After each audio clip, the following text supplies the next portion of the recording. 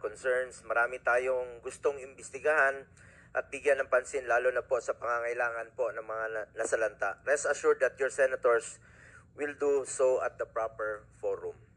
In the meantime, we are here to discuss another pressing issue that concerns not only the previous administration but the future of our nation.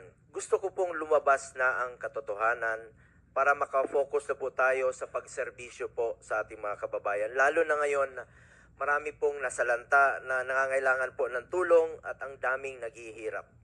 With this, let me emphasize that everything I will say here will be on my oath as a senator.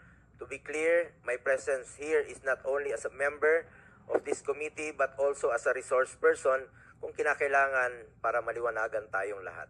Andito tayo para malaman ang totoo. Nais nating lumabas ang katotohanan. After all, there is only one truth.